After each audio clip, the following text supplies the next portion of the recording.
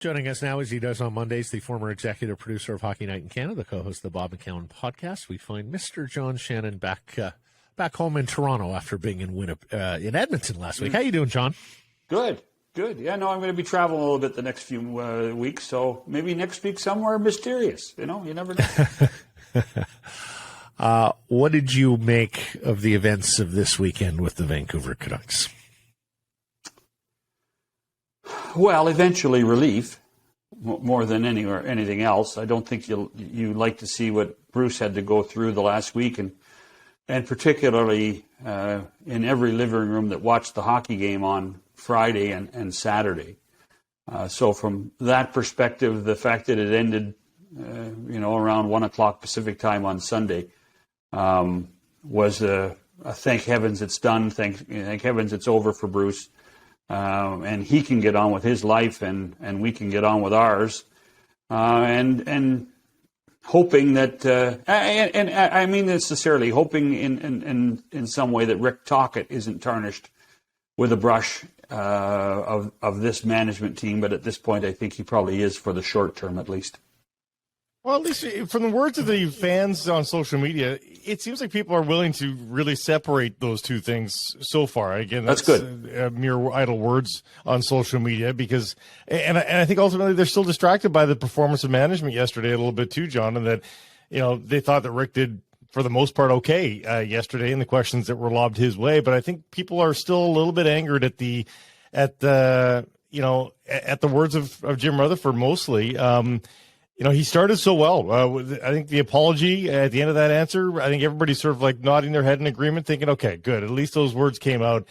But then he proceeded to walk everything back and point fingers of blame elsewhere and say that there was no other way to do this. I wonder what the future lies. Does Jim Rutherford have the stomach for this ultimately to put up with being a president in a Canadian market here going forward? Because he certainly didn't seem to have time for it yesterday.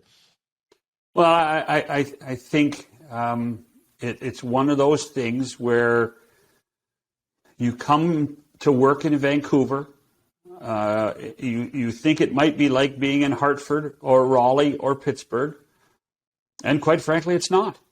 And you have to understand that. And the amount of cameras, the amount of microphones, the amount of social media, the amount of pure and utter content 24/7, 365, and more knowledge in a fan base about who your prospects are, what their contracts are, where they play, how heavy they are, how tall they are. That's Canada. And so from that perspective, the Rutherford Alvin scenario right now is one that says, okay, we better hope that Rick can, mend some bridges for us with our fan base. And the fact that they waited through two of the tougher games of the season to make the decision, and now the Blackhawks are coming to town, and it should be a victory. It better be a victory. Is one of those things that does make a little bit of sense, but it's going to take time to heal a lot of these wounds, I think. You've known Rutherford for a long, long time, John. Is his mental acuity starting to dull here, or was this always the Jim Rutherford you've known? I'm not going to get into any analysis of the guy. The one thing I've liked about Jimmy is that he has always been direct, and he's always had a plan. May not agree with the plan, always had a plan, and has always been stubborn enough to stick with the plan. And I right now I think we're seeing the latter. Yes, I think he came here, even though he and Bruce came at close to the same time, and even though he knew that Bruce was going to be hired. Before Jim was hired as the manager and president, he knew Bruce was going to be hired as coach. He wanted to give it one chance. The question for me, I think, and I'm not sure we'll ever know the answer, is when did he know in the last 14 months that Bruce wasn't going to be his coach? Because I think it's a lot sooner than later. I think even during the successful run of the 50 games, I think that he and Patrick knew that long term Bruce was not going to be the coach of this hockey club. Quite right. And all that's Alvin fine, said John. yesterday it was a decision that had been top of mind for him since he took over. So that does go back a year. Yes. And all that's fine, guys. Like, it's fine that he had that, and it's fine to say, you know what, like, we even kind of talked about this in the spring, Matt. Like, he's under contract. What, they're not winning the cup this year. Let the guy run the contract through. Like, that actually made sense. What didn't make sense was that when it became public that it's definitively going to happen mid-season, why you wouldn't pivot and go the interim route there, because they used the same excuse yesterday saying he's under contract. Mm-hmm. Yeah, but there's a human here who knows he's on the plank now. He didn't know he was on the plank necessarily in August. Oh, no. Now he knows he's on the plank. Bruce knew he was on the plank. Bruce well, in an abstract way, not a definitive on Monday I'm gone, I'll tell you what, I think that when I've heard Bruce talk on Sirius XM today already. Mm-hmm. Bruce knew that he was on thin ice in October. Bruce knew already. So, and in fact, I sent Bruce a text, as I do most coaches during the start of the season, and said, "Hey, good luck, have a great season." And his response to me was, and I don't want to get in trouble, but I'm probably going to, was he said, "I hope that I last till Christmas." So, this was inevitable. This was inevitable. And this is why a guy like Bruce Boudreau makes as much money as he does, is because of that. Mm-hmm. It's not coaching pay, it's hazard pay. And that's exactly what we saw for the last week. We saw hazard pay at work. It doesn't make it right, but it's a reality. Jim Rutherford told us yesterday he now plans to use his words, zip it, and not speak as often. He blamed himself in his own candor for a lot of what ultimately transpired with Boudreau in the past week. Do you believe him? And does that mean the ascendancy of Patrick Alvin as more of a face and voice of this organization? I think that has to happen. I think that has to happen if the team is to become successful. Is the general manager has to, and I think the other key thing in all this is that it shouldn't always be on the coach, because that's what happened in Vancouver, and everybody was willing and everybody loved Bruce's glibness all through last year and through the early part of this season. But I do think that Patrick has to raise his profile through all this, and Jimmy does have to take a step back. I also, because I think that there is, and until that happens, we're still going to call this Jim Rutherford's team.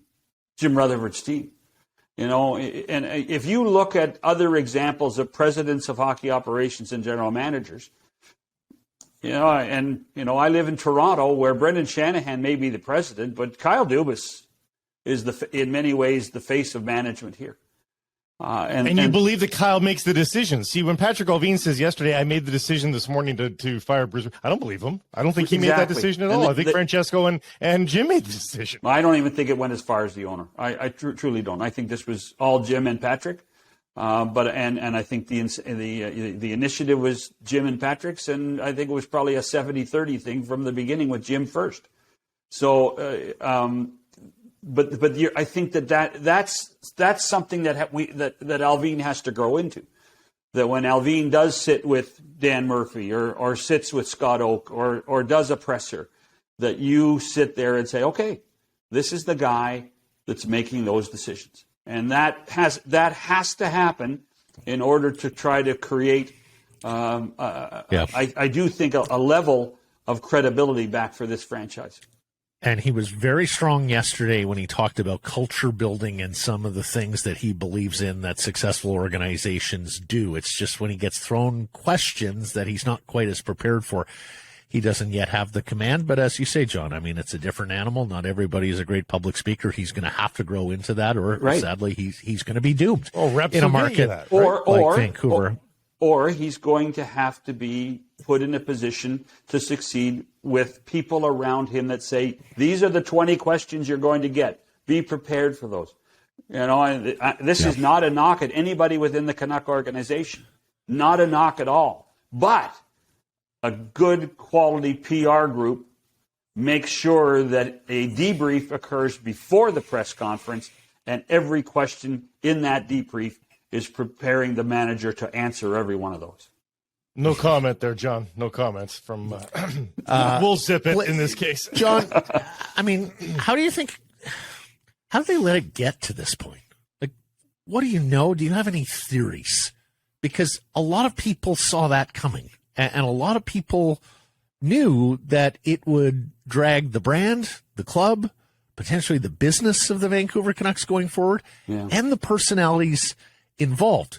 So you now have a scenario whereby Jim Rutherford and Patrick Allvin not only have to prove this market that they're up to the task on the ice, but they've got to rehabilitate their own personal images, make people think that they're decent human beings after what happened to Bruce last week. How did they let it get to that? I have absolutely no idea, and I think that's one of the shocking things of the last week or so, because that's not the Jimmy I know. And if you talk to people around the league, not the Jimmy we expected. It's not the Jimmy we expected, John. No, this was supposed to be the gentlemanly guy. Listen, this is a man that is thoughtful. He's loyal. We have mutual friends that he has helped get and improve their careers personally and professionally. And I think that I think that begged a lot of us to say, well, what are we waiting for? Why is this an issue?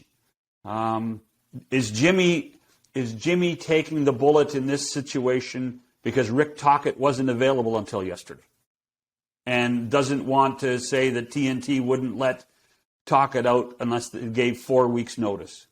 I don't have the answer. But that's the part I think that has a few of us reeling a little bit, because that's not the Jim Rutherford I know. Period. End of story. Did, in your experience, would the events of this past week and this weekend, would that rise to the level that Gary or Bill or NHL head office would make a call to Vancouver, check in, and just ask about their process, ask about what's happened here? No, it's not their business. That's club business. I don't think that, I just don't. They make think suggestions, though. John, they do. They call up and say, "Hey, you should take a look at so and so." It's probably more the other way around. It's probably more Francesco over the years would have called Gary and say, "Hey, listen, I need some names." But we all know that there might have only been one name on this list. That's right. So there was. Never doubt Rutherford's decision-making ability and his ability to say, "This is my plan. This is my guy." The comfort factor of the two of them in Pittsburgh and the Stanley Cups that they shared together. That was intrinsic in making this decision. Well, when a club brings disrepute upon its own brand, you don't think the league owes it to itself to say, okay, if one brand gets that within the 32, we all sort of get tarred with it a little bit. You don't think he sticks his neck out a little bit and just breaks off a call? Honestly, no, I don't. No. But I tell you what, I would. The people that might be making the phone calls at some point are TD Bank, Rogers. This is where, if you recall, over the years, corporate partners, who are associated with teams get more concerned about their brand management when things like this occur. Friday's events and Bruce breaking down in the morning, and with, as you guys talked about on your show, with Canucks Talk, or Let's Talk, over his shoulder, and TD and Rogers on the same banner. That would be more of a concern for the sales and marketing people, I think. Well, we'll see if this is an inflection point for this franchise, for this ownership group, for this management team. It is still interesting from here, and we'll be watching closely, John. More than ever, it is a work in progress. Yeah, More. It's absolutely. what happened yesterday is not the end. What happened yesterday was simply the beginning. Well, and the truest words spoken yesterday might have been right off the bat, where Alvin said, "Hey, Rick asked me, am I expected to do a quick fix here?" And he said, "This is not a quick fix." And you got that right, Patrick. Let's ask this final question, then pointing forward. Does how this all went down, so noisy, so messy, does it affect in any way what they do towards the trade deadline? Does it make them think twice about Bo Horvat, because he's a good thing for their outward image? But Bo Horvat can't fit. I mean, there's a pragmatic side to this. Mm-hmm. Is 83.5, 84.5 next year right now. That, not only is it Bo, what happens to Kuzmenko? There are. This made the trade deadline, and I think one of the reasons Talkett's here now is to be able to sit down with Jim and Patrick at some point before March the 3rd and say, by the way, if you were thinking of getting rid of so-and-so, please don't. I like him. I want him on my team next year. And I think that's really important to this process right now. It also may be the other way, saying, if you guys think that this guy is a core guy, I don't want him here. That may happen as well. So I think that